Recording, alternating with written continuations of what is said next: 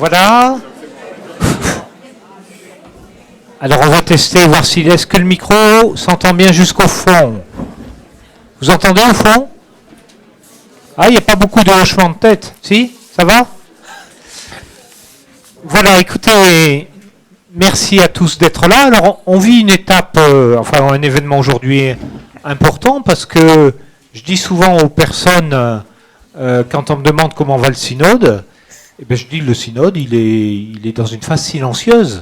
Hein, parce que voilà, l'initiative a été lancée, le travail, le secrétariat général a travaillé, l'équipe de formation a proposé un petit document pour réfléchir, pour partager, et puis voilà, et puis c'est à la grâce de Dieu ou à la bonne volonté de chacun. Hein. Alors on sait qu'il y a un certain nombre d'équipes qui se sont constituées, qui se sont signalées. Lucie peut nous dire combien on en est d'équipes? 276. 7, mais bientôt 16 alors. 267, c'est à peu près 2000 personnes. Hein, 2000 personnes donc qui se sont mises en route, et mises en route au point de s'être signalées et de commencer à transmettre un peu les éléments de votre réflexion. Alors, je crois que ce soir, de manière partielle, parce qu'on n'est pas 2000, mais de manière partielle, on se donne un peu à voir les uns les autres, le visage que nous constituons dans nos équipes. Donc merci d'être là, merci d'avoir déjà répondu à l'invitation d'entrer en synode, de vous mettre en marche, et puis donc merci de venir vivre cette étape qui va nous permettre qui nous permet de nous voir, qui va nous permettre d'entendre un peu des choses qui vont peut-être nous resituer dans une perspective, et puis qui nous permettront peut-être d'échanger entre nous. Alors je suis heureux d'accueillir François Durand. François Durand, vous le connaissez peut-être, il est prêtre, il nous dira peut-être un petit peu plus quelque chose de son chemin. Il est vicaire général de l'évêque de Mende, donc c'est un voisin de la Lozère, et il nous avait déjà fait le plaisir et l'amitié de venir échanger un jour dans une conférence pour relire la lettre pastorale. Hein, peut-être qu'il y en a qui y étaient et qui s'en souviennent. Il avait fait ça de manière très bienveillante, à ma grande confusion, mais aussi avec beaucoup d'intérêt, j'ai trouvé. Et du coup, depuis, en réfléchissant, on a pensé, et François a accepté, d'être le théologien qui accompagnera la démarche synodale. Ça veut dire qu'il sera présent avec nous, en particulier à l'occasion des 3 week-ends de travail de l'Assemblée synodale dans l'année pastorale suivante. Peut-être que, je ne sais pas comment vous avez prévu au niveau du secrétariat, peut-être que ça sera bien à la fin de la conférence, après les questions et les échanges, de se donner quelques petits points de repère sur les étapes à venir. Hein. Voilà, mais donc François sera avec nous au fil du travail des assemblées synodales dans l'année 2016-2017. Et donc en amont, et un peu comme une étape dans cette année de réflexion des équipes, il a accepté de venir aujourd'hui nous proposer une conférence autour du thème qui est proposé pour le synode, vous voyez, de la perspective dans laquelle nous essayons de nous situer à la suite de l'Église et à la suite de l'invitation du pape François à être aujourd'hui disciple et missionnaire. Voilà, alors je remercie François devant tous de sa présence. Dans cette conférence, il va la donner en 2 fois. Hein. Puis je vais peut-être donner la parole à Lucette, qui va compléter un tout petit peu de sa part et de la part de l'équipe du secrétariat général, hein, dont elle est secrétaire générale. Voilà. Bonsoir à tous. Nous vous remercions donc au nom du secrétariat général d'être venus très nombreux à l'invitation qui vous était faite.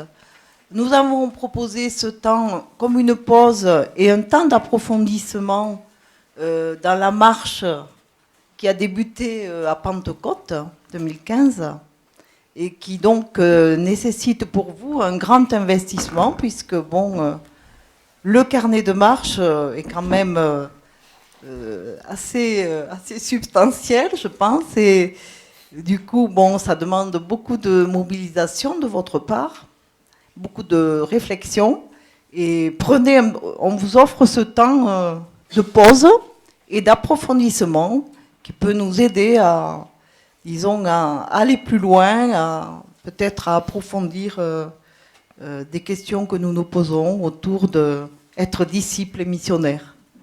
Et merci donc au Père Durand d'avoir répondu. Merci, c'est moi.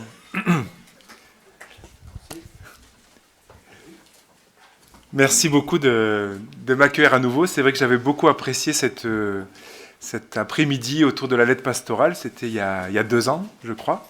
Merci pour la confiance que vous me témoignez. J'avoue que je suis impressionné. Enfin, théologien, non, je me définirais peut-être pas théologien, mais enfin bon, j'essaierai avec ce que je suis. Et bon, c'est un partage à la fois de conviction et puis de ce que j'ai pu lire, certainement comme plusieurs d'entre vous, beaucoup d'entre vous, de ce que le pape François nous livre comme document riche pour avancer et qui peuvent vous aider, nous aider dans ce synode ici de l'église de Rodez et de Vabre. Impressionné aussi par le travail qui est fait par le secrétariat général, je me suis un peu plus penché sur les fiches, voir la cohérence, enfin, et de voir de mail en mail de Pascal le nombre d'équipes synodales qui augmentent et qui retournent leurs travaux. Première fiche, deuxième fiche. Je crois qu'un certain nombre sont à la 3e, peut-être 4e, je ne sais pas. Hein, c'est 5e, alors certains vont vite. Voilà. Donc merci au Père Fonlu, à Bernard aussi de m'avoir invité. C'est un point d'étape, hein, comme ça a été dit. Nous sommes dans le temps de la réflexion et du partage. Je crois que les premières fiches, elles étaient plutôt sur votre itinéraire de foi à partager. Je trouve que cet échange, il a sûrement été riche parce que c'est fondamental de pouvoir partager sur notre foi, sur notre histoire de foi. C'est pas pour se raconter, mais ça suscite toujours quelque chose de nouveau. Je crois que quand nous exprimons notre foi grandit, nous pouvons reconnaître les traces de Dieu et être relancés pour aller plus loin. Donc je pense que cette étape a été importante. Vous avez aussi partagé sur les différentes vocations, missions, types de présence d'église. Et puis la fiche 3, si je ne me trompe pas, c'est goûter la fraternité, où vous devez, avec comme objectif de voir comment être disciple missionnaire aujourd'hui dans l'Église telle qu'elle est. Et en essayant de trouver une définition à cette expression disciple missionnaire. Alors vous savez qu'elle nous vient du bout du monde, puisque c'est les conférences épiscopales d'Amérique latine et des Caraïbes qui, en 2007 déjà, ont fait tout un travail intitulé « Disciples et missionnaires de Jésus-Christ pour que nos peuples aient la vie en lui ». Vous voyez que le titre de ce document d'Aparecida, donc les conférences épiscopales d'Amérique latine et des Caraïbes, reprend à la fois disciples missionnaires, ce thème du synode, et aussi pour que les hommes aient la vie. Alors là, c'était pour que nos peuples, donc c'est ces évêques qui parlaient de leur peuple, de leurs églises, et ça reprend donc la lettre pastorale pour que les hommes aient la vie. Alors bien sûr, le pape François a donné toute une ampleur, un écho mondial à cette expression disciple missionnaire dans son exhortation apostolique, La joie de l'Évangile, qui est parue suite au synode sur la nouvelle évangélisation, voici 2 ans. Alors, quand Pascal m'a dit qu'il faudrait préciser, mettre un sous-titre, puis après un peu quelques phrases pour donner envie de venir, m'est venue cette paraphrase de Jésus pour que ma joie, non pas soit parfaite, mais soit concrète. Alors, il faut que je m'explique un peu de ce choix. On trouve cela dans l'évangile de Jean, à partir des chapitres 15, 16, 17. Jésus dit à ses disciples, « Je vous ai dit cela pour que ma joie soit en vous et que votre joie soit parfaite. » Et puis un peu plus loin, c'est en Jean chapitre 17, verset 13. « Maintenant, je dis ces paroles dans le monde pour qu'ils aient en eux ma joie en plénitude. » Voilà, c'est une manière, de prendre ce thème de la joie, enfin c'est plus qu'un thème, une manière de s'inscrire dans le sillon pour que les hommes aient la vie en abondance. Juste après, au chapitre 13, il y a le récit du lavement des pieds. Et après ce récit, Jésus dit, on ne le lit pas hein, dans le jeudi saint, on ne lit pas ce dernier verset, « Heureux êtes-vous si vous faites ainsi ». Voilà. Vous pouvez vous laver les pieds les uns aux autres comme j'ai fait pour vous. Et puis juste après, il dit « Heureux êtes-vous si vous faites ainsi ». Donc entrer dans cette joie qui nous est donnée. Alors pourquoi avoir remplacé parfaite par concrète ? Parce que je crois que nous avons à parfois être un peu moins cérébraux dans notre Église, ce qui ne veut pas dire de ne pas réfléchir et de ne pas penser. Hein. Loin de moi cette idée, je m'en expliquerai un peu plus loin tout à l'heure. Mais être vraiment dans du concret, des gestes, des choix très simples qui permettent d'associer un nombre de personnes beaucoup plus large. Voilà. On risque toujours, quand on en reste aux idées, aux échanges d'arguments, aux débats, bon, c'est important de le faire, de laisser un certain nombre de personnes sur le carreau ou de côté parce qu'ils disent « moi je ne sais pas m'exprimer, j'ai pas les mots pour dire ce que je ressens ou ma foi, ou parce que je ne suis pas dans l'histoire de l'Église comme vous l'êtes. » Voilà. Donc nous avons, je crois, à être inventifs, créatifs, pour trouver des petites choses toutes simples, qui paraîtront à certains absolument banales, presque insignifiantes, mais qui pourtant auront un rôle missionnaire très important pour associer d'autres. Voilà. Donc voilà pourquoi j'ai mis cet adjectif de concrète, pour que ce que nous vivons en Église, ça puisse vraiment partir du cœur. Alors, vous savez que le cœur dans la Bible, c'est le lieu du discernement, le lieu de la décision. C'est pas, comme on parle aujourd'hui, le lieu des sentiments. Je crois que de voir le cœur comme ce lieu de nos décisions, du discernement, c'est important pour sortir simplement de l'intellect, du cerveau, des idées, et pour sortir aussi de l'émotion, de l'affectif. Voilà. Qu'on ait ce siège du cœur, et pour entrer dans le réel, dans le concret. Ça répond aussi à la demande dans les équipes synodales, la demande qui vous est faite, d'arriver à des propositions réalistes, réalisables. Voilà. C'est le plus difficile peut-être, mais c'est ce qui est quand même intéressant. Enfin, c'est un des aspects importants et intéressants avec tout ce qui naît de vos échanges. En préparant cette soirée, j'avais dans la tête pas mal de convictions issues de mon ministère, donc avec les laïcs en responsabilité, engagés dans le diocèse de Mende, d'où je suis, avec les prêtres, avec mon évêque François Jacolin, un peu des intuitions, des convictions que je me forge au fil des années, au fil des jours. Alors, je vous livre deux phrases que je tiens d'échange avec mon évêque. Voilà. Je les avais mises dans le petit résumé. Je ne sais pas si certains vous avez eu quelques lignes pour présenter ce soir. Première phrase, « Notre avenir n'est jamais autant ouvert que lorsque nous partageons la joie de l'Évangile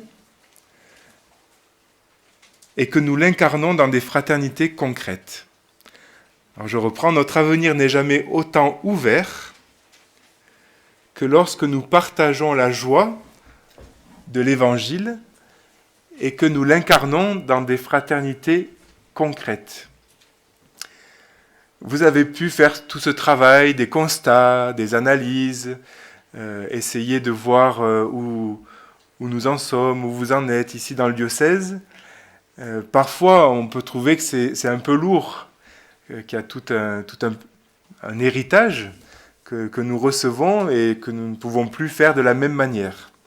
Et on risque toujours, dans ce cas-là, d'entrer un peu dans quelques gémissements ou dans des désespérances, ne plus trop y voir clair, ou dans des peurs face à demain.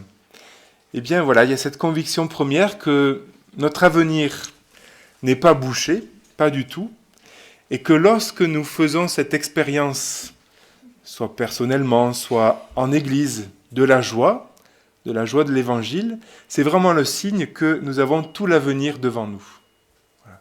Voilà. Une donnée concrète, voilà, tangible, éprouver cette joie que nous recevons. Donc c'est vraiment un signe de Dieu que tout est ouvert, tout est possible. Deuxième phrase, j'y reviendrai, la meilleure manière de préparer l'avenir, c'est de vivre pleinement et avec sérieux ce que nous avons à vivre aujourd'hui. La meilleure manière de préparer l'avenir, c'est de vivre pleinement et avec sérieux ce que nous avons à vivre aujourd'hui. Quand j'étais jeune prêtre, sortant de formation scientifique et technique, j'avais un souci d'efficacité. Et en essayant d'analyser comment les choses allaient évoluer, je voulais un peu brûler les étapes. C'est le défaut de la jeunesse. Après, la réalité s'est chargée en tout cas de me raboter un peu. Je crois que j'ai découvert ça petit à petit, que ce n'est pas en voulant accélérer les choses qu'on pourra vraiment être au service du projet de Dieu pour notre Église, mais c'est en vivant pleinement, sans démissionner, ce que nous avons à vivre aujourd'hui, en le vivant avec compétence, non pas en disant de toute façon, dans quelques temps ça ne marchera plus, donc je ne m'investis pas vraiment, mais en même temps en étant attentif à ne pas tout verrouiller, tout bloquer, en disant ça sera toujours comme ça. Voilà. Mais en même temps vivre ce que nous avons à vivre aujourd'hui. Alors je vous indique ce que j'ai prévu comme menu pour ce soir. C'est annoncé plus ou moins dans le titre. Un premier temps, donc c'est une phrase du pape François dans La joie de l'Évangile au tout début, avec Jésus-Christ, la joie naît et renaît toujours. Voilà. Avec Jésus-Christ, la joie naît et renaît toujours. Deuxième temps, ce sera d'aller justement dans le concret, à partir du cœur, ce que je vous disais à l'instant, dans deux thématiques. Tout d'abord, la joie de l'Évangile incarnée dans des fraternités concrètes. Et puis, deuxième dimension, deuxième aspect plus concret, pour un style nouveau. Comment nous qui sommes baptisés, chrétiens, acteurs pastoraux, que nous soyons prêtres, diacres, consacrés, fidèles laïcs, comment nous avons à entrer dans un style nouveau. Et comme nous sommes dans l'année de la miséricorde, heureux les cœurs miséricordieux, c'est l'hymne des JMJ de Cracovie, bien sûr qui reprend les béatitudes. Comment nous pouvons être dans cette joie d'être miséricordieux comme Dieu est miséricordieux, comme le Père, et comment cela peut se traduire de façon très concrète dans nos vies, dans nos attitudes de pastorale. Alors ces trois temps de mon exposé de ce soir, en fait, ils ne sont pas à prendre de manière chronologique ou comme si on pouvait vivre l'un sans vivre l'autre. Ils s'interpénètrent mutuellement, évidemment. Je crois que l'essentiel, c'est que nous puissions aller de la joie à la joie, de la joie reçue à la joie partagée, de la joie reçue de manière concrète à la joie partagée très concrètement et être renvoyés sans arrêt à ce don de la joie. Donc je m'appuie, je vous disais, sur mon ministère, tout ce que j'ai pu découvrir depuis plus de 13 ans que je suis prêtre, sur bien sûr l'exhortation du pape La joie de l'Évangile, aussi sur le document des épiscopats d'Amérique latine et des Caraïbes, donc le document d'Aparecida de 2007, et puis un livre, donc pour ce soir ça m'a donné l'occasion de lire un livre d'un théologien qui est maintenant vicaire général, je crois, du diocèse de Créteil, Henri-Jérôme Gagé, qui a écrit un livre, Les ressources de la foi. Voilà. Rassurez-vous, je ne vais pas vous en faire le résumé, mais bon, moi, ça m'a aidé à penser, à reprendre un peu des choses. Alors, premier temps, avec Jésus-Christ, la joie naît et renaît toujours. juste après cette phrase, dans la joie de l'Évangile, l'exhortation Evangelii Gaudium, le pape écrit « La joie de l'Évangile remplit la joie et le cœur de tous ceux qui rencontrent Jésus. » C'est une insistance sur la rencontre de Jésus. Les évêques du synode sur la nouvelle évangélisation pour la transmission de la foi chrétienne avaient adressé dans la foulée un message au peuple de Dieu où ils commençaient par reprendre la rencontre entre Jésus et la Samaritaine. Ils repartaient de cette rencontre en disant « Comme Jésus au puits de Jacob, l'Église ressent aussi le devoir de s'asseoir aux côtés des hommes et des femmes de notre temps pour rendre présent le Seigneur dans leur vie. Pour rendre présent le Seigneur dans leur vie, afin qu'ils puissent le rencontrer, car lui seul est l'eau qui donne la vie véritable et éternelle. » Donc ce qui est au cœur, ce qui nous permet de nous recentrer, c'est être au service de la rencontre de Jésus et la vivre pour nous-mêmes. Alors si nous reprenons dans l'évangile de Jean, à partir du récit du lavement des pieds, donc au chapitre 13, nous voyons que Jésus, avant sa Pâque, en entrant déjà dans sa Pâque, enseigne ses apôtres, ses disciples, pour qu'ils soient de véritables disciples missionnaires. Vous savez que quand Jésus voit les foules qui se sont rassemblées parce qu'elles cherchaient à être guéries, et qu'il les saisit de pitié, de miséricorde, en disant « elles sont comme des brebis sans berger », la première chose qu'il fait, ce n'est pas de partager les pains ou d'aller chercher je ne sais quel secours, il commence par les enseigner longuement. C'est peut-être pas notre réflexe habituel, mais Jésus commence pour nourrir ces foules sans berger, pour faire preuve de miséricorde à leur égard, par les enseigner longuement.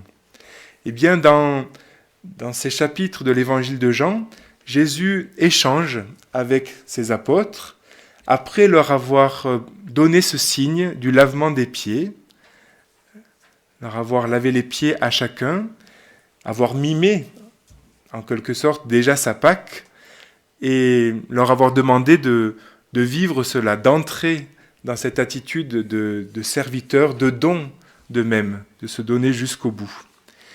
Ensuite, il les enseigne en disant « Je suis le chemin, la vérité et la vie, vous allez recevoir l'Esprit Saint, vous devrez rester branchés sur moi, c'est toute l'image de la vigne, demeurer en moi, et passer de l'affliction à la joie. » Et là, il prend, vous pouvez aller regarder dans vos Bibles, au chapitre 16 de l'évangile de Jean, au verset 21, il parle de la femme qui enfante, qui est dans la peine quand son heure est arrivée, mais quand l'enfant est là, quand l'enfant est né, elle ne se souvient plus de sa souffrance, toute heureuse qu'un être humain soit venu au monde.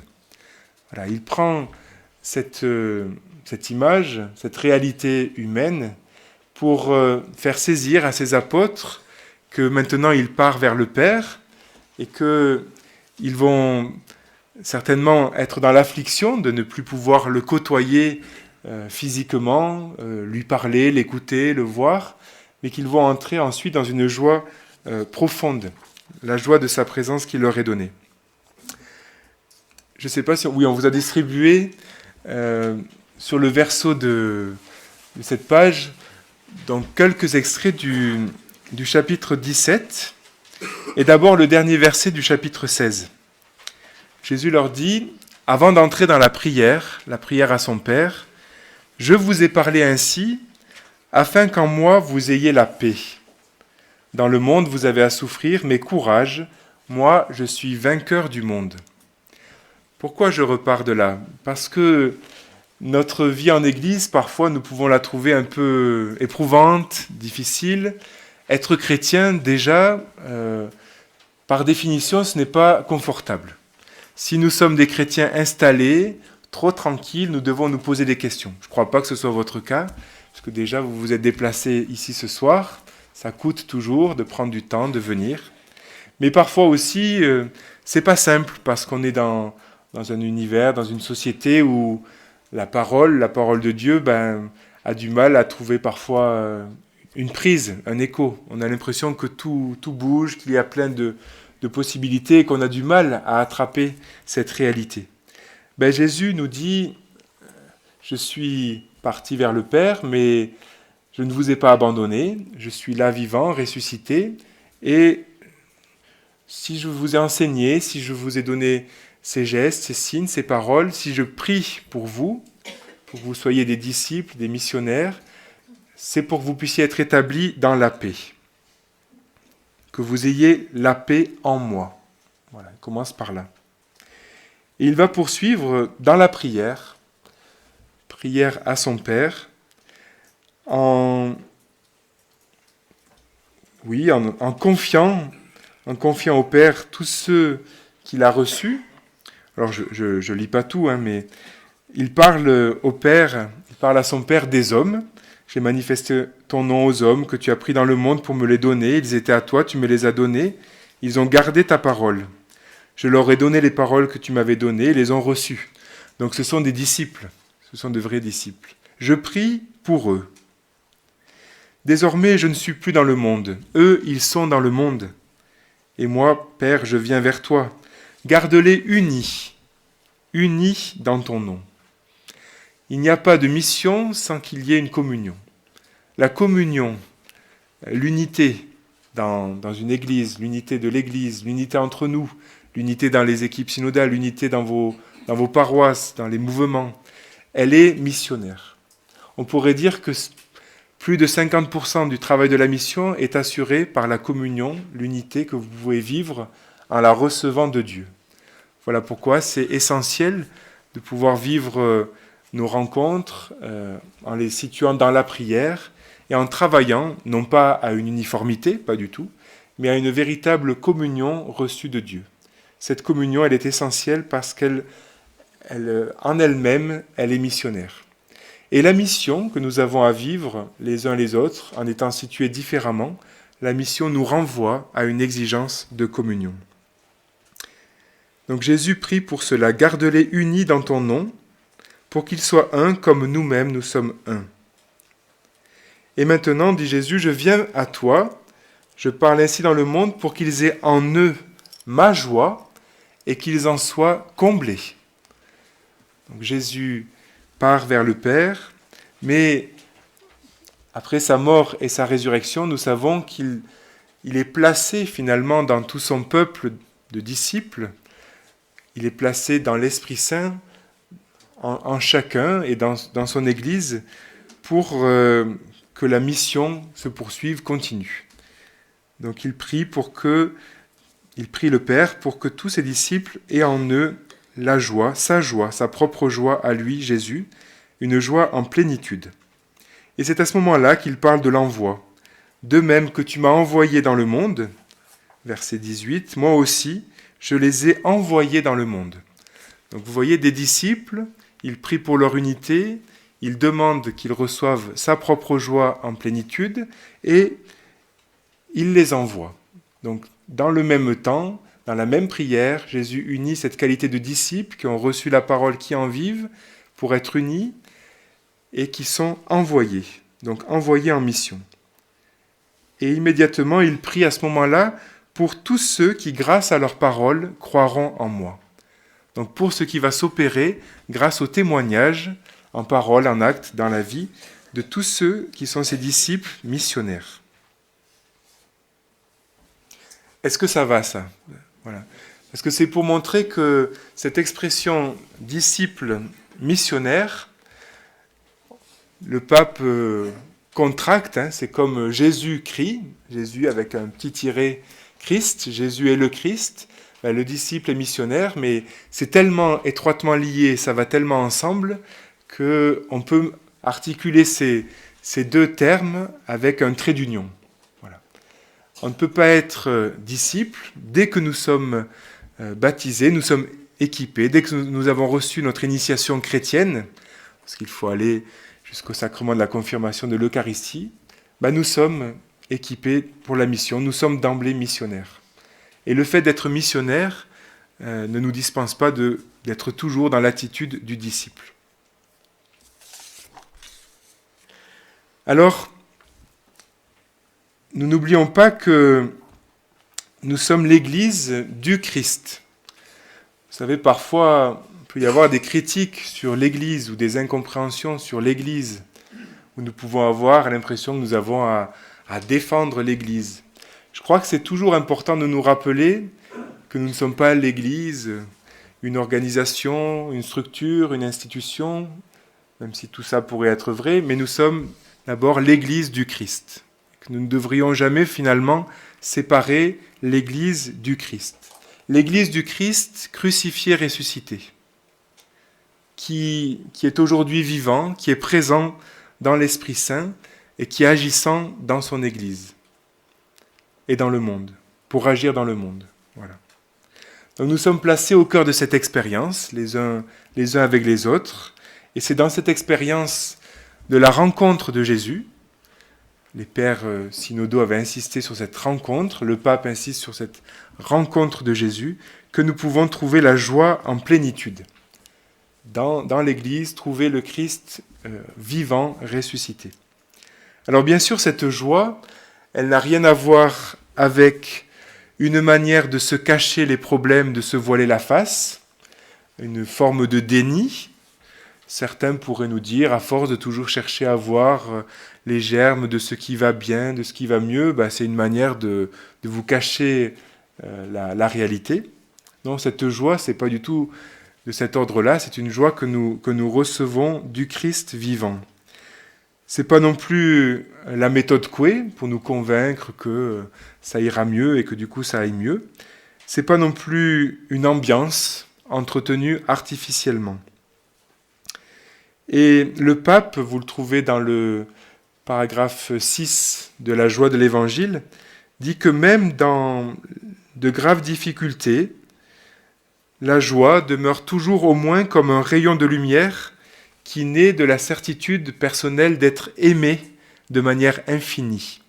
Donc cette joie, qui est un bien du royaume de Dieu, qui est un don de l'esprit, cette joie, nous pouvons l'éprouver dans les différentes circonstances de notre vie, même si nous ne la goûterons pas de la même manière, mais nous pouvons la recevoir, que ce soit lorsque nous sommes dans une dynamique ou des moments où tout semble aller bien et avancer avec beaucoup d'énergie, ou au contraire, en situation de maladie, de souffrance, d'épreuve. La joie nous est donnée au cœur de cette expérience de disciples missionnaires. Et nous avons à la goûter la joie. Voilà. C'est une des manières d'entrer dans le discernement, de savoir goûter, déjà pour nous-mêmes, mais aussi avec d'autres et en Église, combien le Seigneur est bon. C'est aussi un service que nous avons à rendre à nos contemporains, je pense, et à nous-mêmes. Nous sommes dans une société où on est bien sûr toujours sollicité pour consommer, je ne vous apprends rien, et on voudrait bien consommer moins. Mais on se rend compte que c'est toujours un peu héroïque de résister, de freiner. Bien peut-être que nous avons à apprendre plutôt à consommer bien, en entrant dans un autre rapport aux choses, au monde, réapprendre à savourer et sortir de l'immédiateté. Alors pourquoi je parle de ça ? C'est pour un peu traduire de manière concrète le fait que nous avons à passer de ce manque qui est auto-entretenu, qui nous fait toujours vouloir plus vite et entrer dans une spirale de consommation, à un désir de trouver la juste distance pour accueillir ce qui nous est donné de manière chaste, de manière libérante, et donc de recevoir, de goûter, de savourer ce que Dieu nous donne. Alors je prends deux exemples un peu plus concrets de cette joie que nous recevons. Premier exemple, c'est un exemple communautaire, ecclésial. Quand nous nous rassemblons en église diocésaine, pense que vous avez eu récemment, plusieurs fois, la possibilité de vivre des assemblées, des rassemblements diocésains.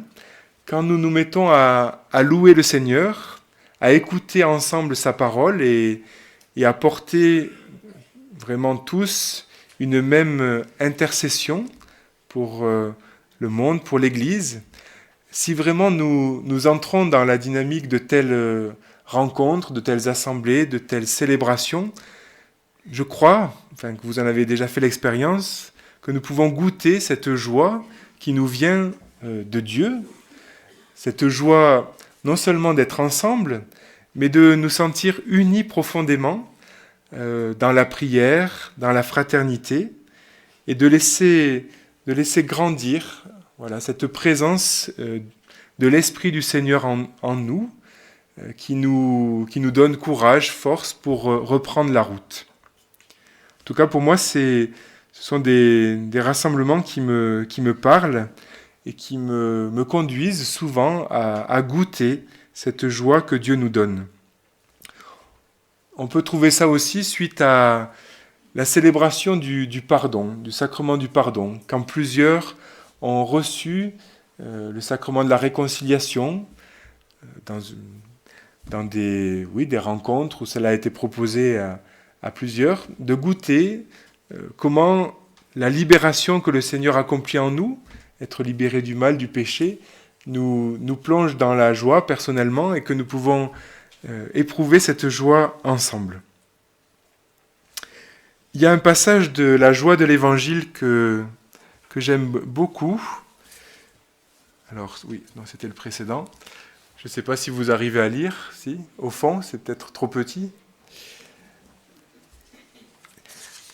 C'est donc dans le dernier chapitre de l'exhortation apostolique du pape François. Les paroles que j'aime bien, c'est « On ne peut persévérer dans une évangélisation fervente ». Donc vous voyez, en parlant de la joie reçue de Dieu, je veux insister sur cette ferveur, cette dynamique que nous recevons, que nous vivons ensemble.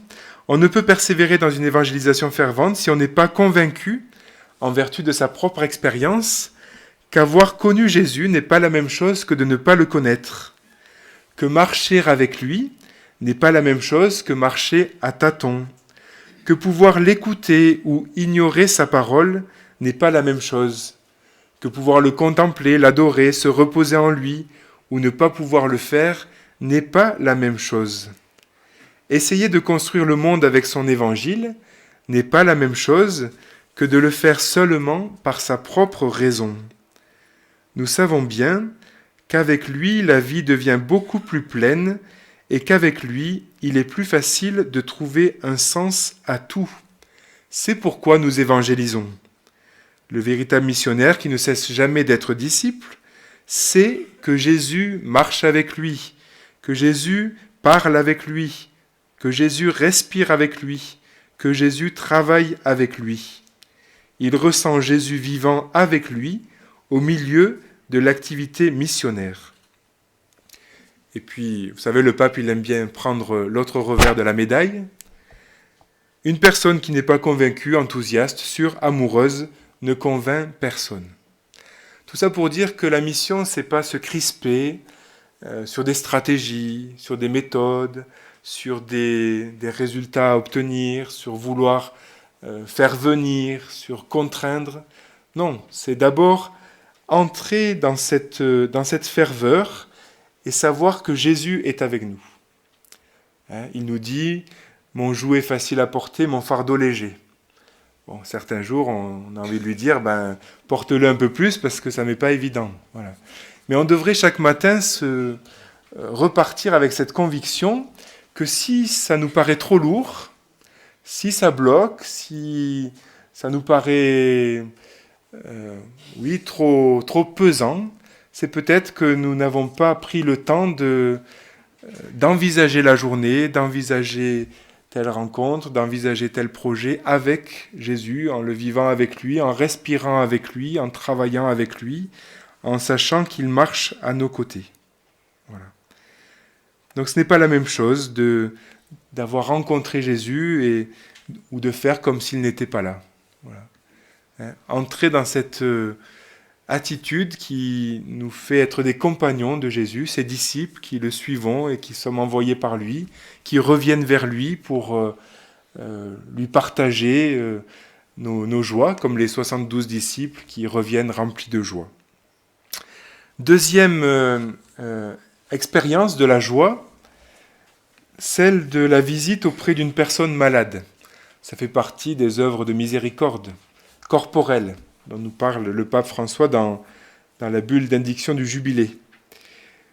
Cette visite humble, délicate, auprès d'une personne malade, veut signifier de notre part qu'elle a de la valeur à nos yeux et plus largement aux yeux de Dieu, qu'elle compte pour l'Église, si nous venons au nom de l'Église. Et au cœur de cette rencontre avec une personne éprouvée dans son corps ou dans son moral, nous pouvons vraiment découvrir cette réciprocité qui s'instaure et nous rendre compte que nous ne sommes pas là pour lui apporter le bon Dieu, même si peut-être nous lui avons apporté la communion, mais pour rencontrer avec elle, dans cet échange, le Seigneur qui est là présent, qui était déjà présent avec elle. Mais le fait que nous vivions cette rencontre, nous pouvons goûter la joie de la présence du ressuscité. Je crois que c'est quelque chose d'important de le dire, de le redire. C'est un lieu fondateur, alors ce n'est qu'un exemple, vous en trouveriez bien d'autres, mais un lieu fondateur de notre expérience de disciples et de missionnaires. Voilà. Et que nous pouvons repartir après cette rencontre, emplis de la présence renouvelée en nous, du Christ ressuscité dans l'Esprit Saint, repartir en mission fort de cette joie.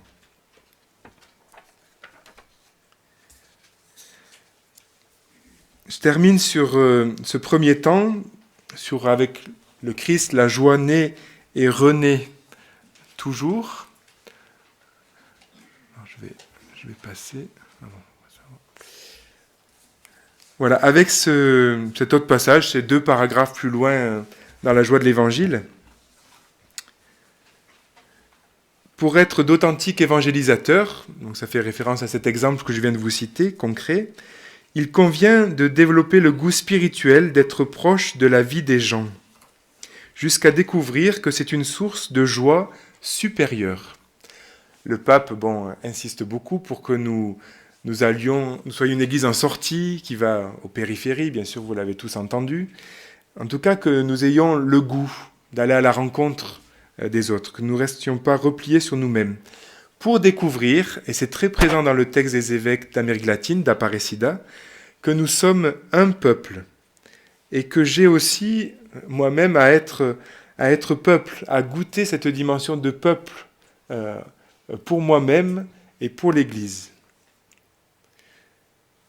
Développer le goût spirituel d'être proche de la vie des gens, jusqu'à découvrir que c'est une source de joie supérieure. Et pour cela, nous avons à nous situer devant Jésus crucifié. Nous n'avons pas à avoir peur de rencontrer les souffrances des hommes et des femmes de ce temps. Nous n'avons pas à les fuir ou à rester dans une indifférence qui nous tiendrait à distance. Nous avons à être présents, comme Jésus est présent, au cœur de ces situations de souffrance ou de détresse, pour y manifester notre affection, notre ardeur, qui dit aussi le regard de Jésus pour son peuple.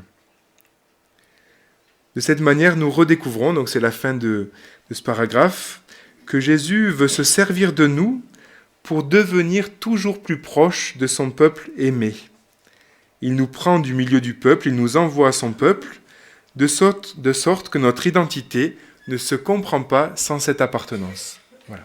On ne peut pas dire que nous sommes vraiment dans cette identité de chrétiens sans cette appartenance à un peuple. Et le pape demande aussi de nous tenir proches des plaies du Christ sur la croix. Voilà. De ne pas faire comme s'il n'y avait pas la croix plantée dans le monde, comme si il n'avait pas été crucifié, comme si Jésus ne venait pas nous sauver de manière très concrète dans les situations de souffrance, de détresse, de mort. Et c'est là certainement que nous pouvons aussi être présents pour nos contemporains.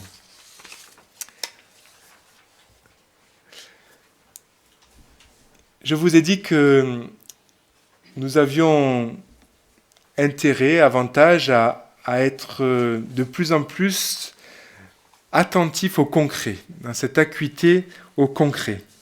Je crois que nous avons à tenir ensemble à la fois la nécessité de penser notre foi en raison et de plus en plus de nous former pour être situés de manière pertinente, compétente dans le monde d'aujourd'hui. On attend des chrétiens qui soient formés. Certainement, peut-être qu'il y a une remise à niveau de tous ceux qui sont pratiquants réguliers dans l'Église. Il y a aussi peut-être des formations plus synthétiques. On parle de B.A.B.A. de la foi, un peu un condensé synthétique de la foi, mais qui présente tous ces aspects de manière ramassée. Puis il y a aussi des formations. Vous en avez beaucoup qui vous sont proposées dans le diocèse ici de Rodez. Des formations pour tous ceux qui prennent des responsabilités, qui sont associés à la charge pastorale, qui peuvent ainsi entrer dans un savoir-faire, un savoir-être de l'Église. Donc tout ça, il nous faut le garder. C'est très important. Mais en même temps, nous ne pouvons pas être dans des discours qui seraient trop cérébraux, en multipliant des discussions qui ne déboucheraient jamais sur du concret et qui viendraient au contraire entretenir une forme d'inertie, de passivité, de refus d'agir, de nous engager. La foi, elle se vit de manière existentielle, dans le faisable, dans le réalisable, et ce que peut-être nous pourrions considérer comme des détails, et certainement ce qui va rejoindre telle ou telle personne et lui permettre de faire un pas de plus dans la foi. Le pape dit même dans la joie de l'Évangile que nous avons à fêter chaque petite victoire pour un progrès dans la foi, voilà, d'une personne. Donc chaque petite victoire, chaque avancée devrait être célébrée, fêtée dans la joie. Et pour cela, il faut entrer dans du concret. Je vous prends un tout petit exemple, mais il faudrait en dire beaucoup d'autres. Une expérience qui m'a marqué par le retour que j'ai eu de jeunes parents qui ne sont pas des pratiquants réguliers, mais qui ont mis leurs enfants en catéchèse. On leur avait simplement demandé, pour une étape de préparation vers la première communion, d'accompagner leur enfant dans la procession. Voilà. Mais il y a des parents non baptisés qui ont été très touchés de cette démarche, d'avoir à accompagner leur enfant de 7 ans au cœur de l'église, dans la nef, au milieu de tout le monde, de l'amener jusque devant l'autel. Voilà. Ça nous paraît presque rien, c'est pas très difficile à faire, voilà. Mais ça met en route des personnes. Voilà. Des gens qui découvrent que d'accompagner, c'est déjà un peu entrer dans une histoire de foi, voilà, dans un pèlerinage. Voilà. Donc je crois que ce qui est important, c'est de ne pas trop demander, parce que parfois on voudrait beaucoup, on voudrait un peu tout, mais en même temps de ne pas non plus rien demander. Voilà. Ni trop ni tout demander, mais ni non plus rien demander. Alors j'en viens à ce deuxième temps, la joie de l'Évangile incarnée dans des fraternités concrètes. Suite au synode sur la nouvelle évangélisation, ce qui m'avait marqué, c'est que les évêques avaient dit « Nous devons entrer dans une conversion. Déjà nous-mêmes, on doit se laisser convertir, mais on doit aussi entrer dans une conversion de nos communautés et une conversion pastorale. » Nous sommes aujourd'hui au service, dans ce monde, d'un mieux-être par Dieu. On pourrait dire que nous sommes des hommes et des femmes de Dieu, nous tous, et que nos contemporains attendent de nous de voir comment nous qui fréquentons Dieu, qui sommes, comme ils nous disent parfois, vous êtes plus proches, je ne sais pas si ça vous arrive de vous dire ça, de voir comment ça peut conduire à un mieux-être. Voilà. L'Évangile doit avoir des mains et pas simplement des porte-voix. Ça, c'est encore une phrase du pape François. Dieu ne nous sauve pas simplement par des décrets, par des lois, mais il nous sauve par la tendresse, par les caresses, par sa vie pour nous. Henri-Jérôme Gaget, donc ce théologien de Paris, dit que nous avons vraiment à puiser dans notre foi comme une source, voilà, trouver les ressources de notre foi, pour voir comment elles peuvent, de manière très concrète, travailler la vie des hommes et des femmes de ce temps. Alors pour cela, nous avons bien sûr, à nous convertir, à nous transformer pour que nos communautés, on parle beaucoup de communautés, vous savez, dans l'Église, pour que nos communautés soient traversées, ouvertes, élargies par la fraternité. Voilà. Que ce soit vraiment la fraternité qui soit l'objectif. Alors, si on vise la fraternité, d'abord c'est évangélique, puisque Jésus va dire tout ce que vous avez fait à l'un de ces petits qui sont mes frères, c'est à moi que vous l'avez fait, où il va dire à Marie-Madeleine ressuscitée, va trouver mes frères, donc il appelle ses apôtres ses frères. Donc comment nous vivons en frères? Voilà. Si vraiment nous cherchons la fraternité, frères, sœurs évidemment, c'est une manière, un antidote de ne pas rester simplement enfermés sur nous-mêmes. La fraternité, elle se reçoit. Nous sommes frères de Jésus, qui se fait frère de tous, enfants d'un même Père, et nous n'avons pas à choisir qui sont nos frères et nos sœurs. Oui, ceux-là, je veux bien qu'ils soient mes frères et mes sœurs, mais les autres, non. Voilà.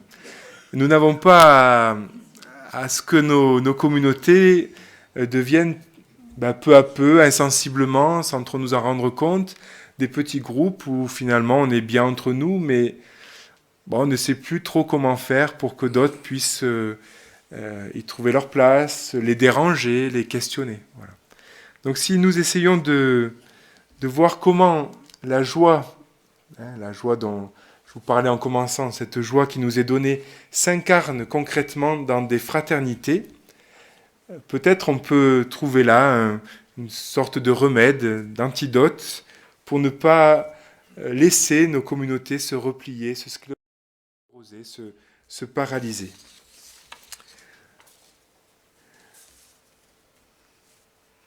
Le texte des évêques d'Amérique latine, le document d'Aparecida, insiste pour que dans les paroisses, il y ait des communautés de communautés, des communautés ecclésiales de base, on parle aussi, pour qu'il puisse y avoir des fraternités assez proches.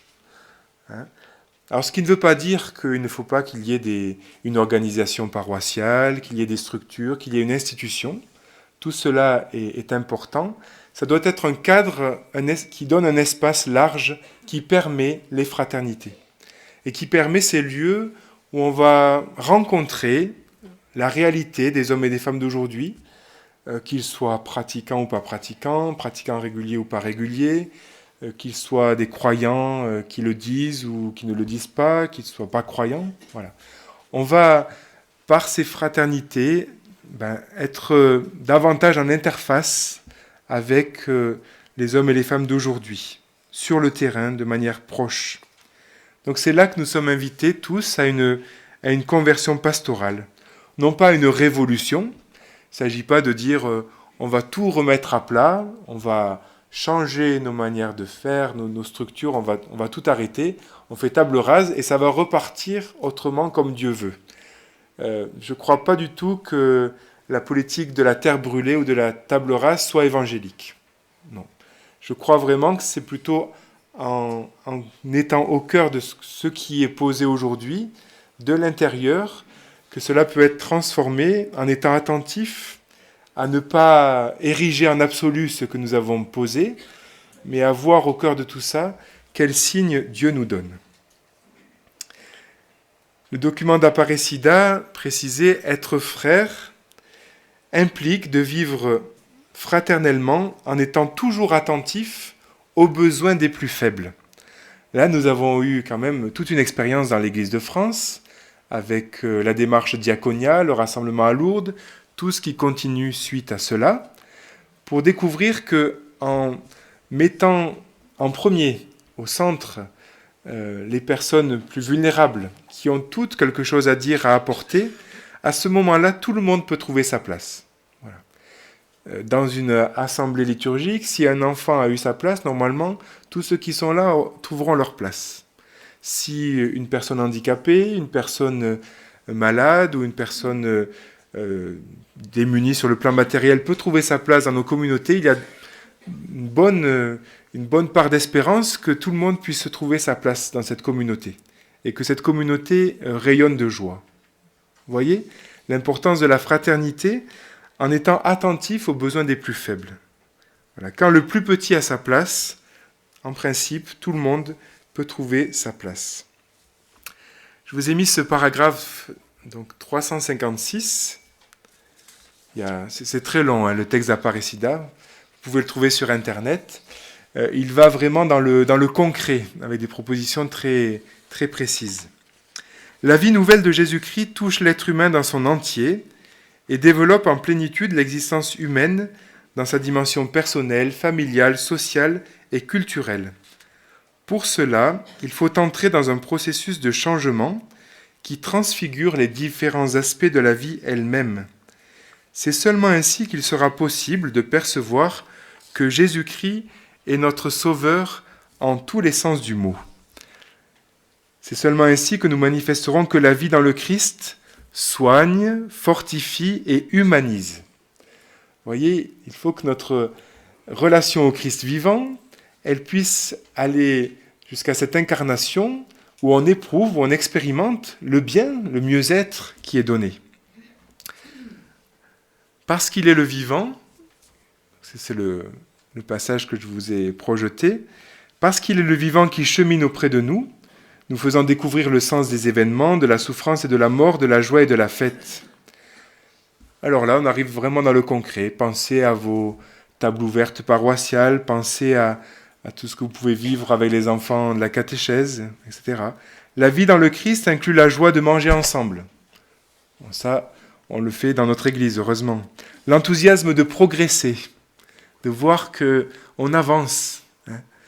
Ça aussi, c'est une attitude pastorale importante, de ne pas vouloir que tout de suite les personnes entrent dans nos critères, dans ce qu'on attend, mais voir quelle est la marge d'avancée, de progrès. Le goût de travailler et d'apprendre, la joie de servir celui qui a besoin de nous, le contact avec la nature, l'enthousiasme de projets communautaires, le plaisir d'une sexualité vécue selon l'Évangile, et tout ce que le Père nous donne comme signe de son amour sincère. Nous pouvons rencontrer le Seigneur au milieu des joies de notre existence limitée. C'est ainsi que jaillit une sincère gratitude. Voilà, donc nous sommes invités à nous réveiller un peu. Voilà, que notre Église ne s'installe pas dans un confort. Le pape parle aussi de tristesse douceâtre, de tiédeur, mais à vraiment trouver cette joie puisée dans le Christ, mais aussi cette joie dans ces rencontres avec ceux qui attendent de nous un mieux-être, d'être sauvés. C'est l'Église en sortie. Voilà. L'Église qui ne se préoccupe pas d'abord de conserver ce qu'on a toujours fait, qui ne se dit pas à quoi bon, mais qui dit pourquoi pas, qui ose de proche en proche aller à la rencontre d'autres personnes. Donc c'est cela, vraiment, être disciple missionnaire. L'Église a besoin d'être fortement secouée pour ne pas s'installer dans le confort, la stagnation et la tiédeur en marge de la souffrance des pauvres du continent. Donc là, c'était pour l'Amérique latine. Mais ça va bien pour nous aussi. Voilà. Autre citation qui va dans le concret, dans la joie de l'Évangile. « J'imagine un choix missionnaire capable de transformer toute chose, afin que les habitudes, les styles, les horaires, le langage et toute structure ecclésiale devienne un canal adéquat pour l'évangélisation du monde actuel, plus que pour l'autopréservation. Voilà. Vous voyez, là, vous pouvez trouver beaucoup de situations très précises, très concrètes. On nous a changé l'heure de la messe. Maintenant, on fait des réunions que l'après-midi parce que le soir, on est fatigué. Oui, mais les gens qui travaillent, bon, voilà. Plein de choses qu'on peut trouver derrière ça. Notre langage aussi, hein, qui peut être parfois un peu, convenu ou compliqué. Vous aviez dans les fiches, la 3e fiche, une citation aussi sur la paroisse. Je ne l'ai pas remise. Hein. Le pape, c'est le paragraphe 28. La paroisse, il dit, c'est pas une structure dépassée, qui serait périmée, mais elle doit toujours être en contact avec les familles, avec la vie du peuple. Ça ne doit pas être une structure qui serait séparée de la vie. Voilà. C'est une présence ecclésiale sur un territoire, lieu d'écoute de la parole, lieu de croissance de la vie chrétienne. Alors, les paroisses, c'est important, et elles doivent être bien repérées, mais elles doivent toujours être des lieux assez souples pour être proches de la vie des gens, des lieux de communion. Alors, il faut qu'on soit inventif, créatif, pour que cela soit faisable. Autre conviction, le pape nous dit, je préfère une église accidentée qu'une église qui finalement s'est un peu recentrée sur ses procédures et qui est sûre d'elle-même. Voilà. Parfois, devant des initiatives pastorales, des personnes qui lancent telle ou telle chose, on dit, oulala, qu'est-ce que ça va donner? Ça, c'est quand même pas tellement bien. Il y a des choses, ils n'ont peut-être pas bien vues. Et plutôt que de dire, de décourager, de dire, bon, voyez bien, ça va pas, ça ira pas, ça marchera pas, pourquoi pas commencer par faire confiance, par laisser un petit peu commencer ce projet, cette initiative qui a été présentée, et puis une fois que ça a démarré, être présent, accompagner et dire, voilà, il y a peut-être cet aspect-là qui pourrait être un peu revu, en relisant, en reprenant les choses. Mais vous voyez, ça demande un tact, toute l'art des pasteurs, l'art des agents pastoraux, c'est d'avoir cette finesse qui voit que peut-être c'est pas tout à fait comme il faudrait faire, mais qui encourage, qui soutient, qui fait confiance, et puis qui est capable de non pas tout bénir ou dire bon débrouillez-vous, allez-y, mais après de reprendre ensemble. Voilà. De passer du à quoi bon au pourquoi pas. Voilà, pour employer une formule un peu plus ramassée.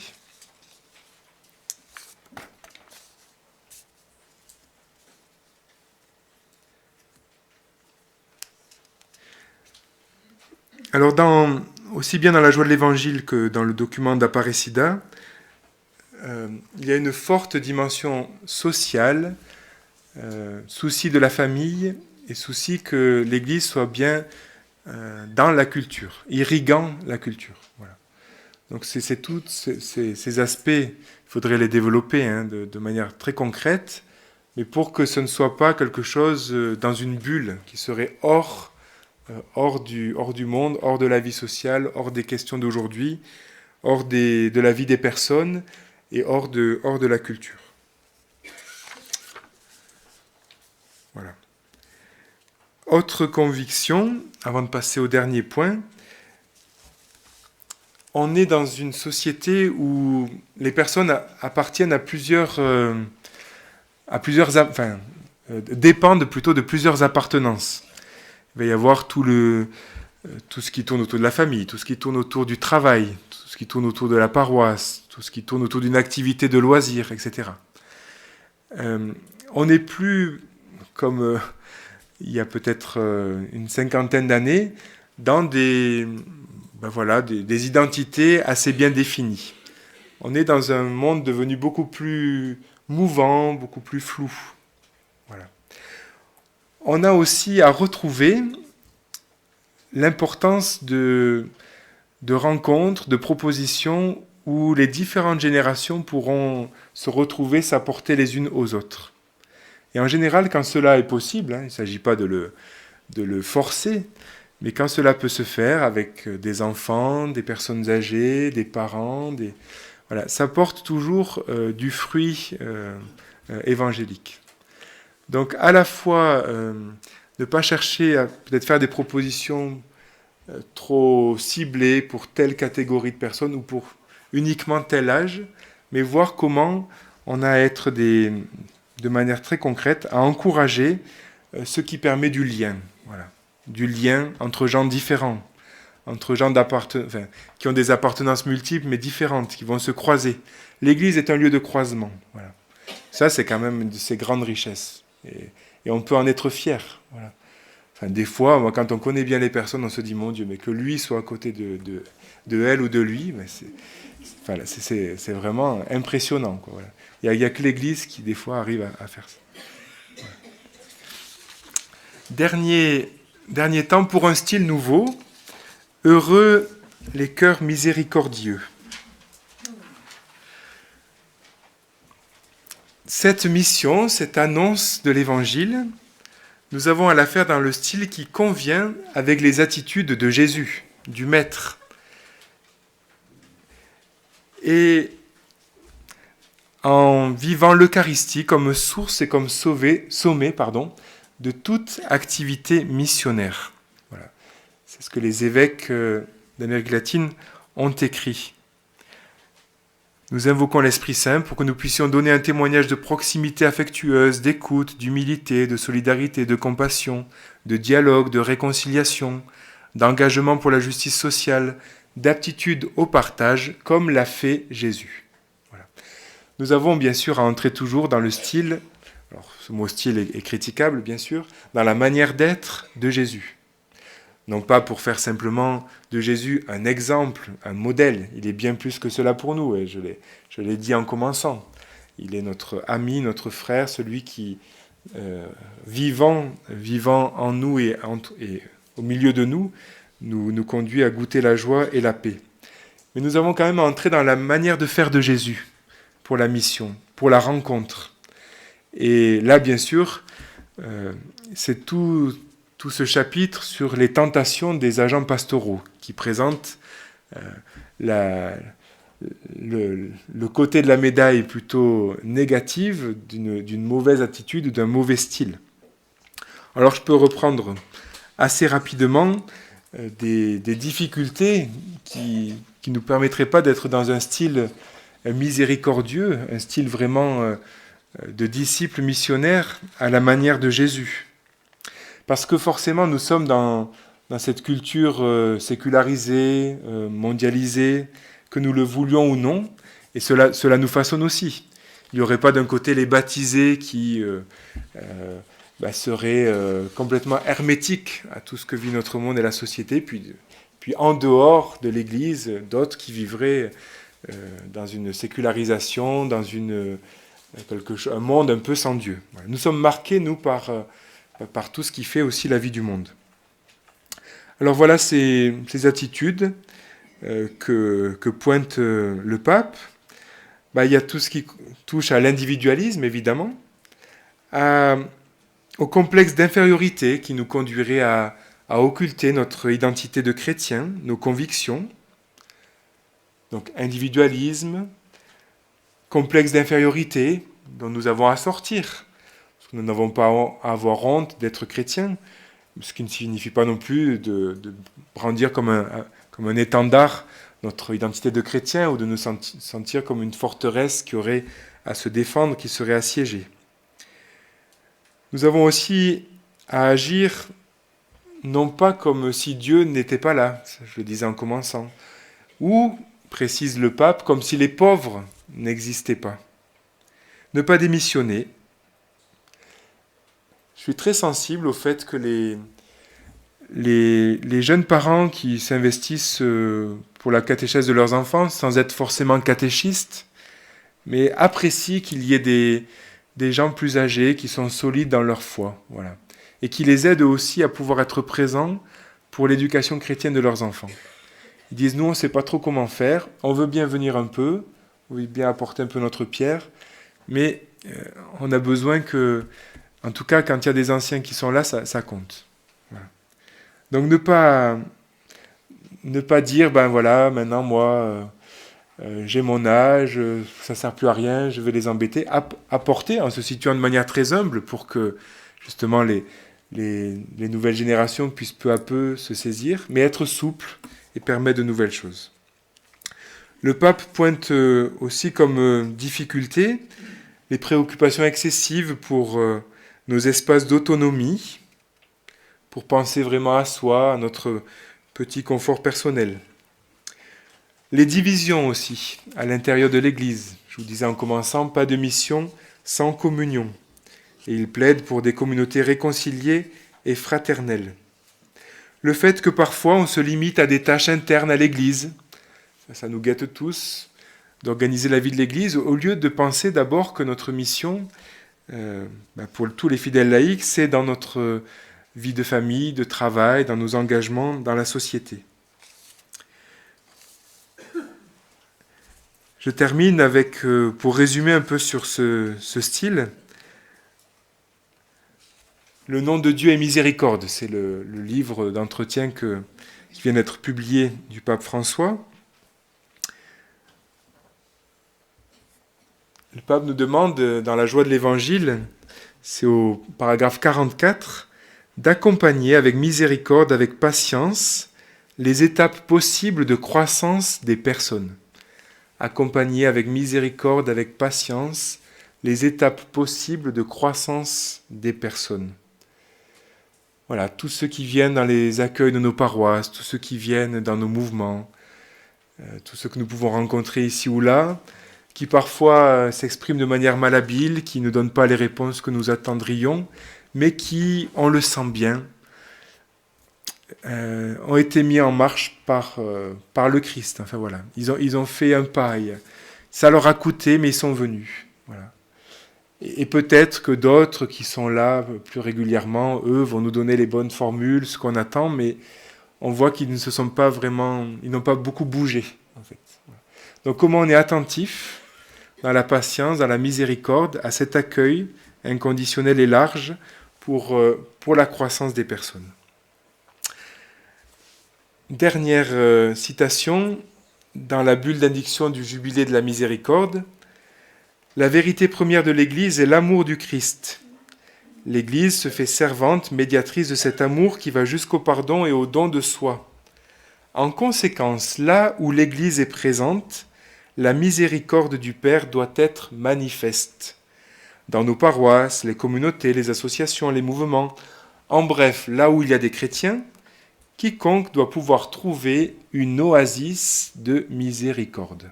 Voilà. Alors, oasis, bien sûr, ça veut dire l'aridité, un peu la dureté de notre monde. Il faut bien reconnaître qu'il y a des choses où nous sommes tendus, fatigués. Voilà. Nous n'échappons pas à cela et nos contemporains. Eh bien, que nous puissions être des oasis, des sources, voilà, des endroits de détente où on refait ses forces pour pouvoir repartir. Voilà.